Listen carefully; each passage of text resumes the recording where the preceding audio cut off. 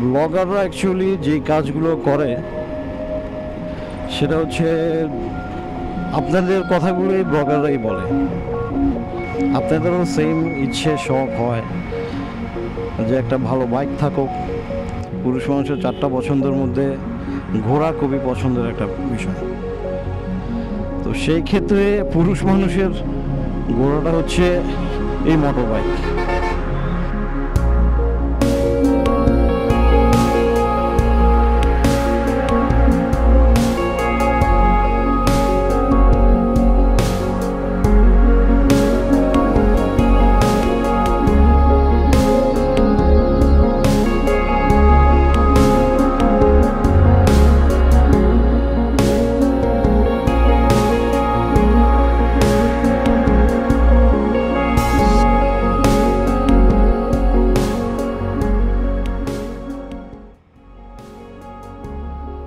আপনার চিটাগাংয়ের Shah মানাচ্ছা bridge পেরোলে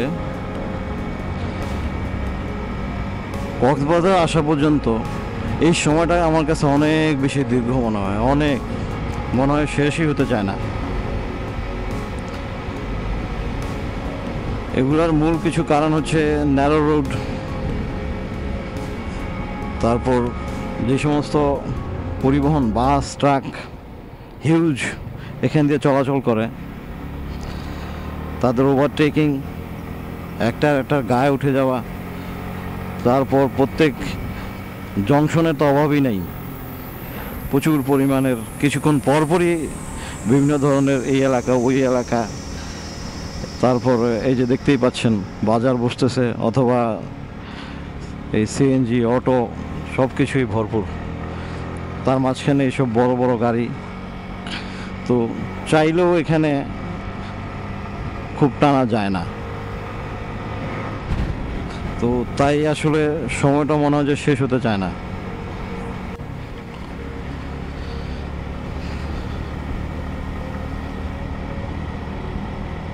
ব্লগাররা actually যে কাজগুলো করে সেটা হচ্ছে আপনাদের কথাগুলোই ব্লগাররাই বলে।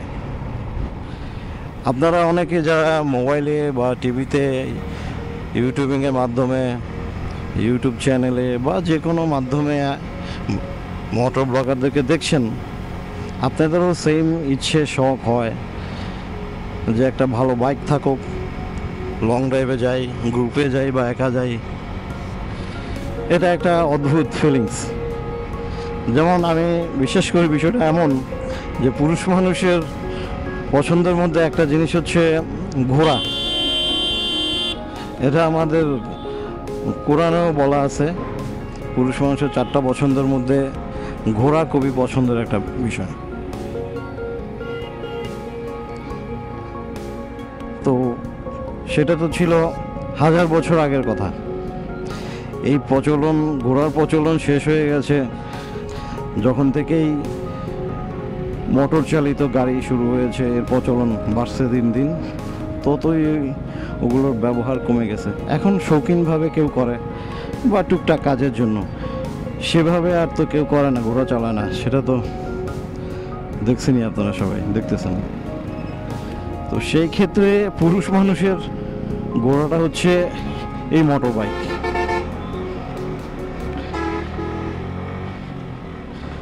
সেম মেন্টালিটি পুরুষ মানুষদের ভিতরে এখনও কাজ করে এবং ভবিষ্যতেও করবে।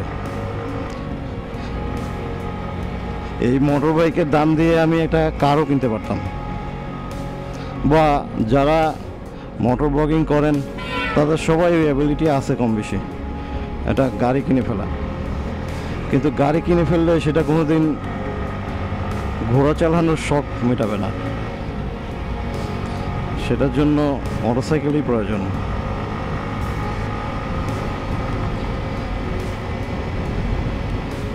তো তাই বলছি যে ব্লগাররা আসলে ওই আশাটাই পূরণ করে, ওই শখটাই পূরণ করে যারা বসে বসে দেখেন, যারা এখনও শুরু করতে পারেননি বা বিভিন্ন কারণে করছেন না কিন্তু পছন্দ করেন, তাই আপনারা দেখেন।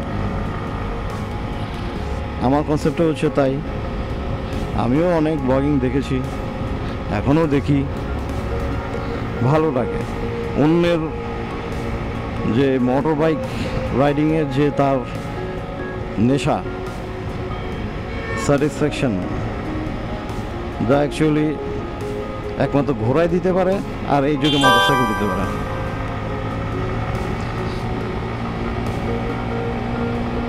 তাই আপনারা দেখতে থাকুন।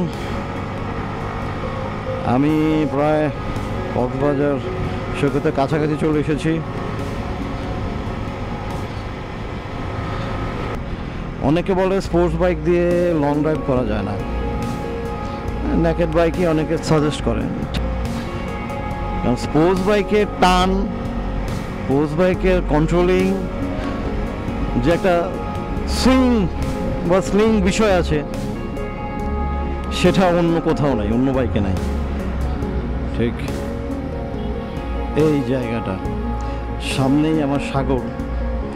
15-20 বছর আগে যারা কক্সবাজার প্রায় আসতেন, এই পুরো ভিউটা অনেক সুন্দর ছিল, কারণ এখানে কোনো বিল্ডিং ছিল না। সাগরটাকে আর অনেক বড় দেখা যেত, এবং যতই আমরা কাছে যেতাম মনে হতো যে সাগরের ভিতরে ঢুকে যাচ্ছি।